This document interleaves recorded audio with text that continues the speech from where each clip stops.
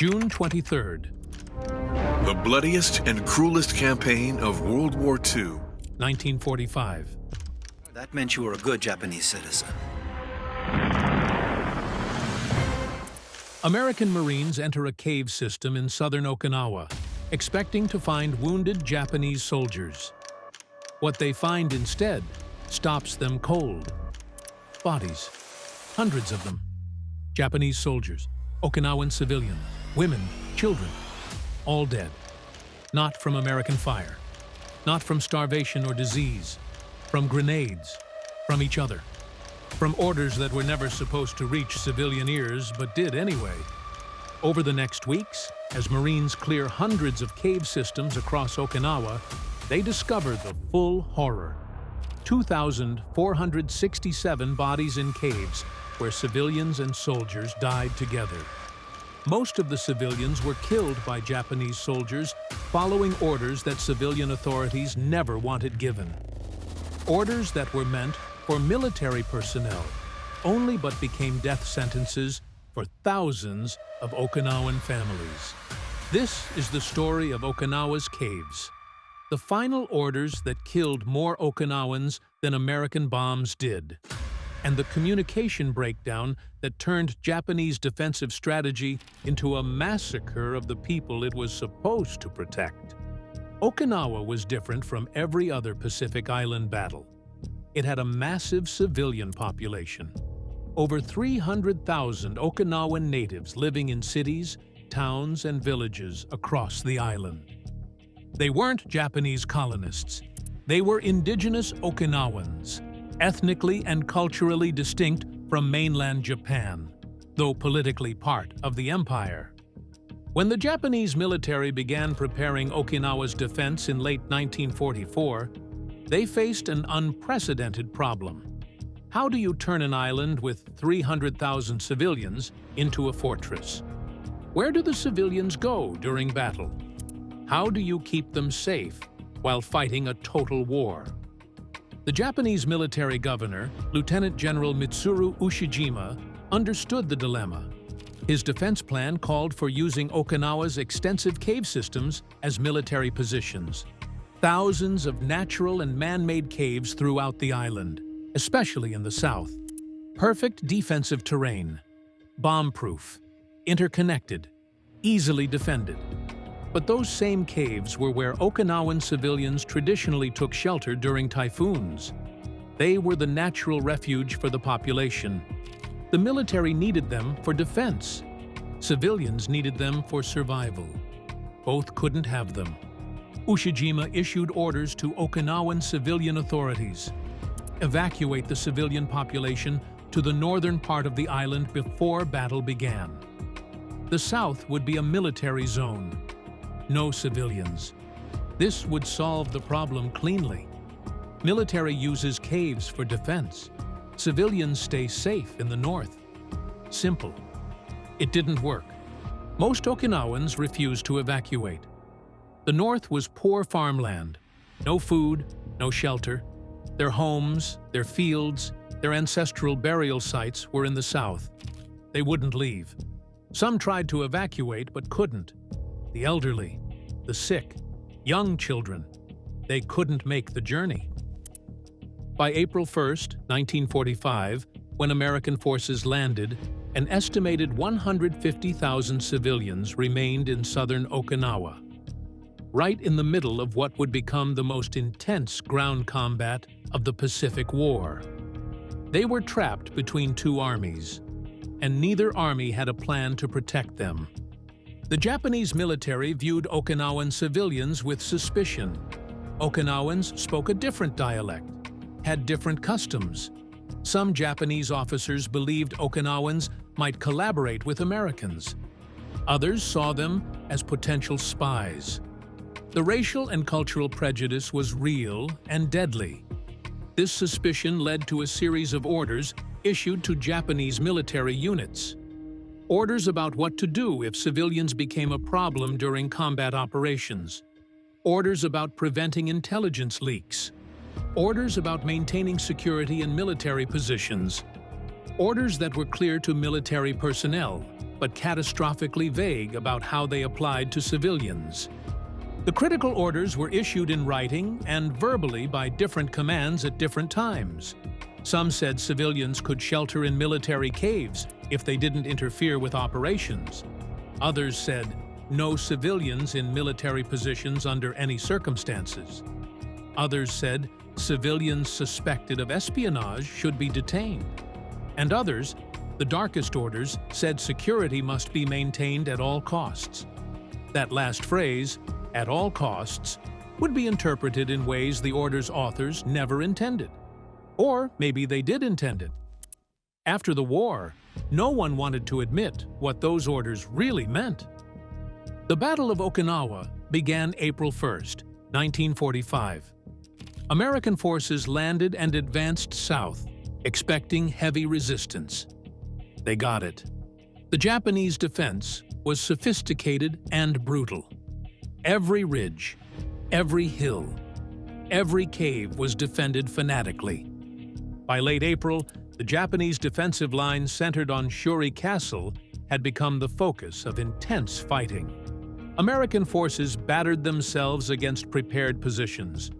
Progress was measured in yards per day. Casualties mounted on both sides. Caught in the middle were tens of thousands of Okinawan civilians. They couldn't move north because the battle lines blocked them. They couldn't stay in their homes because artillery was destroying everything. Their only option was to hide. And the only places to hide were the caves. At first, Japanese soldiers allowed civilians into some caves. Humanitarian concern? Unlikely. More probably practical necessity. Turning away, desperate civilians would create problems. Screaming children drawing American attention. Refugees blocking approaches to positions. Better to let them shelter in the caves and keep them quiet. But as the battle intensified and Japanese positions were overrun, the relationship between soldiers and civilians deteriorated. Food became scarce. Water ran out. The caves were overcrowded. Sanitation was non-existent. Disease spread. And soldiers started viewing civilians not as people to protect, but as burdens consuming resources. May 1945. The Shuri Line began to collapse. American pressure was overwhelming. Japanese forces received orders to conduct a fighting withdrawal to the southern tip of the island. They would make their final stand in the Kian Peninsula, where cave systems were most extensive. The retreat was chaos. 30,000 Japanese soldiers withdrawing under constant American fire. Artillery, airstrikes, naval bombardment. The Japanese moved at night through rain and mud. Casualties were heavy even without direct combat. And the civilians followed. Thousands of Okinawan families fled south with the retreating army. They had nowhere else to go. The Americans were advancing. Their homes were destroyed. The Japanese military was the only authority remaining, so they followed the soldiers into the caves of southern Okinawa. This is where the disaster really began. The southern caves were designated military positions, prepared defensive works, ammunition storage, command posts, medical facilities. They weren't supposed to have civilians, but suddenly, thousands of civilians were flooding into caves alongside military personnel. Local commanders faced impossible choices. Turn civilians away to die under American bombardment? Allow them to stay and compromise military security? Different commanders made different choices. Some caves sheltered mixed populations of soldiers and civilians. Others were military only. Others were civilian only. There was no consistent policy, no clear orders, just chaos and desperation. June arrived. The Japanese garrison was compressed into the southernmost 10 square miles of Okinawa, surrounded, under constant bombardment, running out of food, water, ammunition, and sharing caves with tens of thousands of terrified civilians. Then came the orders that would turn tragedy into massacre. Orders from command that were meant for military personnel. Orders about maintaining security. Orders about preventing intelligence leaks. Orders about what to do if positions were about to be overrun. The orders reached military units clearly. What they said, in essence, was this: don't let Americans capture anyone who knows military secrets. Don't let anyone surrender who can provide intelligence. If capture is imminent, destroy sensitive materials and personnel.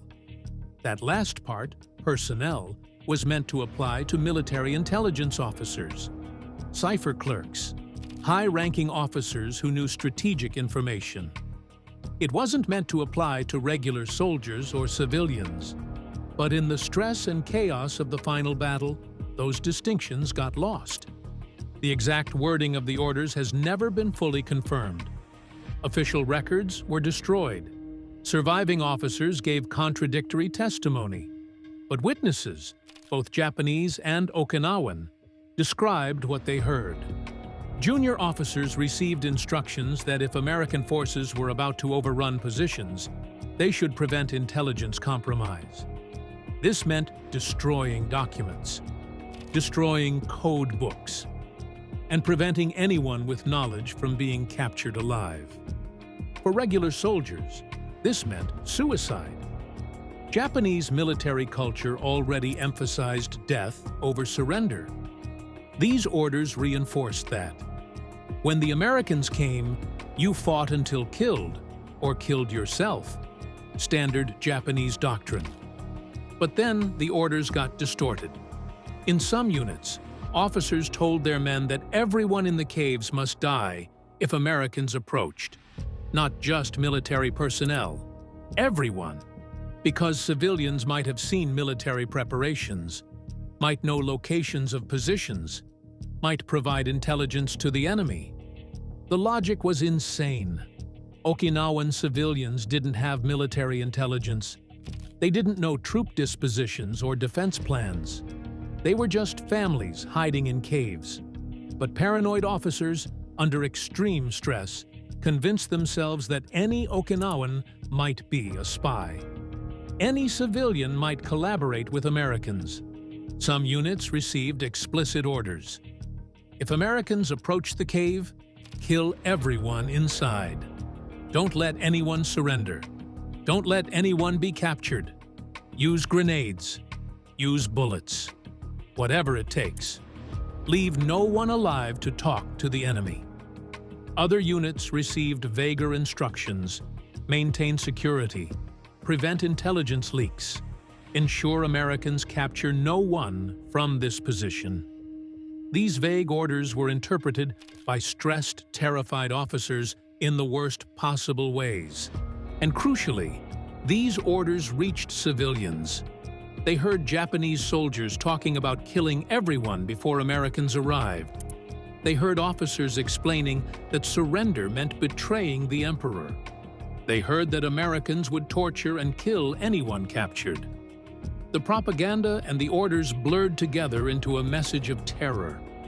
Okinawan civilians were told by Japanese soldiers that Americans were barbarians who raped women and killed children. That surrender meant fates worse than death. That the honorable choice was to die by Japanese hands rather than American ones. This wasn't official policy. It was individual soldiers and officers spreading fear based on their own beliefs and misunderstood orders.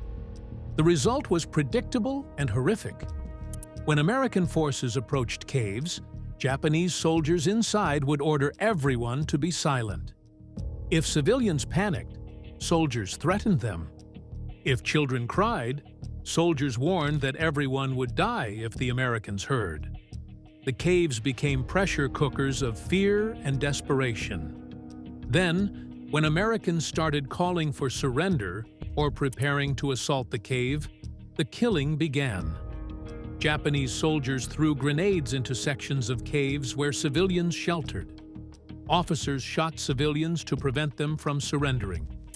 Families were ordered to commit group suicide. Mothers were told to kill their children, then themselves. Some soldiers forced civilians to commit suicide at gunpoint, handed them grenades, told them to embrace their children and pull the pin, watched to make sure they did it, shot anyone who hesitated. Some families chose suicide voluntarily, believing the propaganda, believing Americans would do worse. Mothers suffocating their own babies, fathers cutting their families' throats before killing themselves. Group suicides where entire extended families died together. And in some caves, Japanese soldiers simply massacred the civilians. Gunfire in enclosed spaces, grenade explosions, screaming, then silence. Bodies piled in the darkness. Soldiers then killed themselves or continued fighting until Americans killed them. June 1945. American Marines clearing southern Okinawa started finding the bodies. The first few caves seemed like tragic but explainable casualties of war. Civilians caught in crossfire, victims of American bombardment, unlucky families in the wrong place. But as more caves were cleared, a pattern emerged. Bodies clustered together in groups, families lying together, grenade fragments in the walls, bullet holes in the skulls at close range. This wasn't collateral damage. This was something else. Some caves showed evidence of mass suicide, grenade pins pulled, bodies embracing. The positioning suggested voluntary death, but other caves showed clear evidence of murder. People shot from behind, children with their skulls crushed, bodies showing signs of struggle. Marines found survivors, Okinawans who'd hidden and escaped the killing. Their testimonies were consistent and horrifying. Japanese soldiers had killed civilians to prevent surrender, or ordered them to kill themselves, or created such fear that families chose death over capture. One survivor described watching Japanese soldiers throw grenades into the civilian section of a cave, killing dozens of women and children instantly. Another described a soldier shooting anyone who tried to leave the cave when Americans called for surrender. Another described an officer handing out grenades and ordering families to use them on themselves. The testimonies revealed the truth. This wasn't just civilians dying in combat. This was systematic killing based on twisted interpretations of military orders. Japanese soldiers, believing they were following commands to maintain security and prevent intelligence compromise, had murdered thousands of Okinawan civilians. American forces tried to prevent it. They used loudspeakers to call for surrender, promised safety to civilians, assured them they wouldn't be harmed.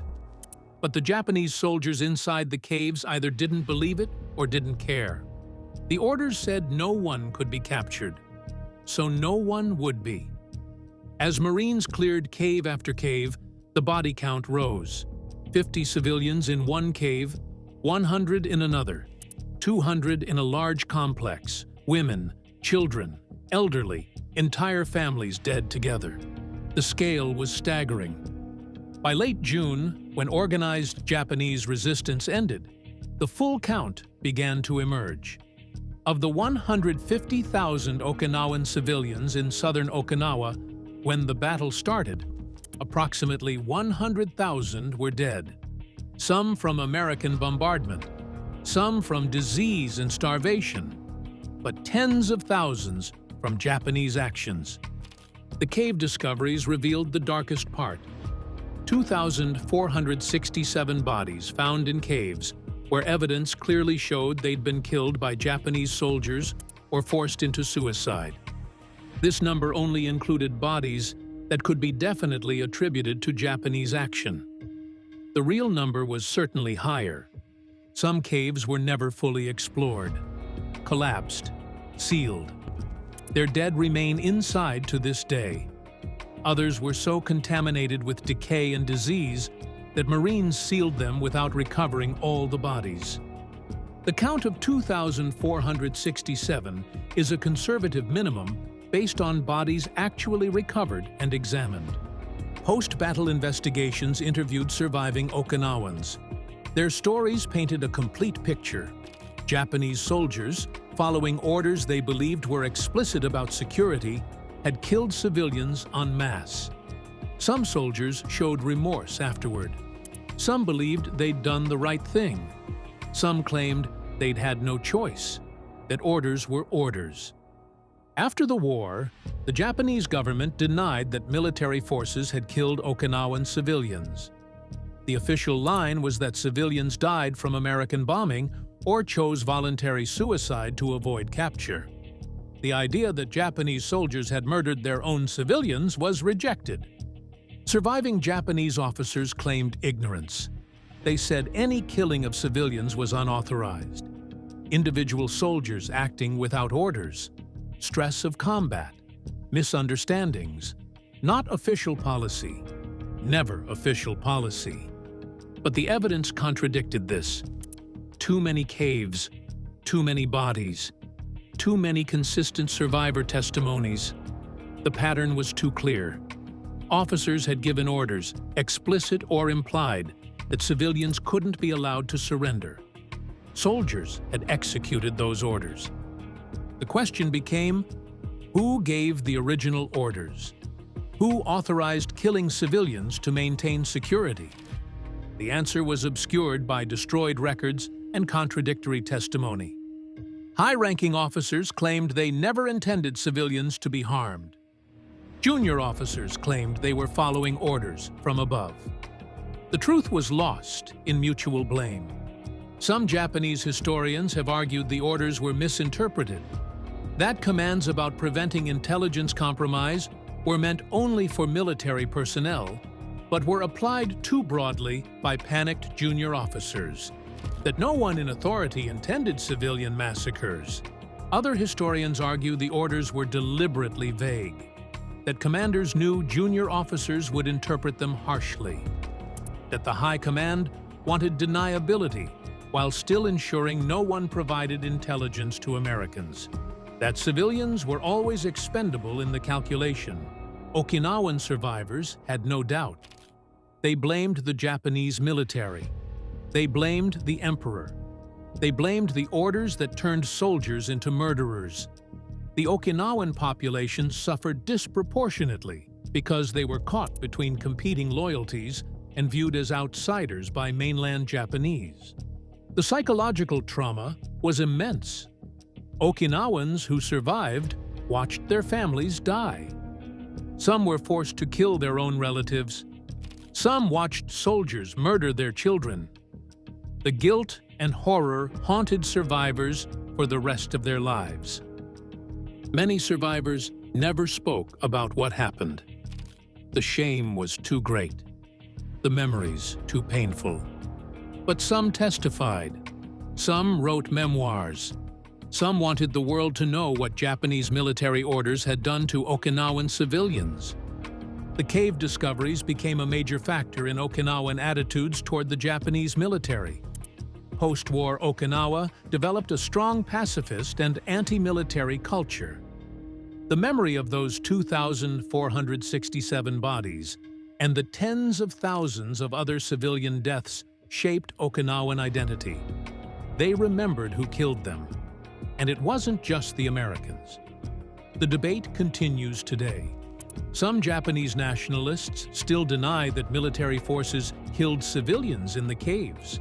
They claim it's anti-Japanese propaganda, that survivors are lying or mistaken, that the evidence is manufactured. But the evidence is overwhelming. Physical evidence from the caves, survivor testimony, Japanese soldier testimony, contemporary American observations all point to the same conclusion. Japanese military orders, whether explicit or vague, led directly to the massacre of thousands of Okinawan civilians in those caves. The title of this story says, "The final orders were never meant to be heard." That's the key to understanding what happened. The orders about security and preventing intelligence compromise were meant for military personnel, officers, soldiers with access to classified information. They weren't supposed to reach civilians, but in the chaos of the final battle, compartmentalization broke down. Military and civilian populations mixed in the caves. Orders circulated orally. Soldiers talked. Officers gave briefings that civilians overheard. The boundaries between military communication and civilian knowledge dissolved. So civilians heard orders about killing everyone before allowing capture.